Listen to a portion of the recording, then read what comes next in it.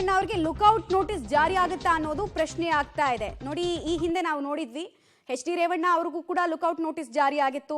ಅದಕ್ಕೂ ಮುಂಚೆ ಪ್ರಜ್ವಲ್ ರೇವಣ್ಣ ಅವ್ರ ಮೇಲೆ ಕೂಡ ಲುಕ್ಔಟ್ ನೋಟಿಸ್ ಜಾರಿ ಆಗಿತ್ತು. ಈಗ ಸರದಿ ಭವಾನಿ ರೇವಣ್ಣ ಅವರದ್ದ ಅನ್ನೋದು ಪ್ರಶ್ನೆ. ಭವಾನಿ ವಿರುದ್ಧ ಲುಕ್ಔಟ್ ನೋಟಿಸ್ ಜಾರಿ ಮಾಡೋದಕ್ಕೆ SIT ಅಧಿಕಾರಿಗಳು ಸಿದ್ಧತೆಯನ್ನ ಮಾಡ್ಕೊಳ್ತಾ ಇದ್ದಾರೆ.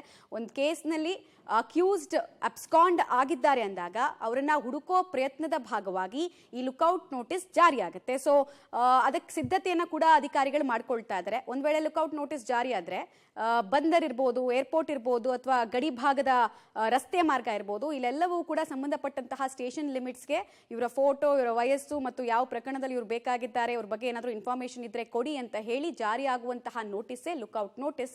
ಸೊ ಅದಕ್ಕೆ ಬೇಕಾಗಿರೋ ಸಿದ್ಧತೆಯನ್ನ ಕೂಡ SIT ಅಧಿಕಾರಿಗಳು ಮಾಡ್ಕೊಳ್ತಾ ಇದ್ದಾರೆ.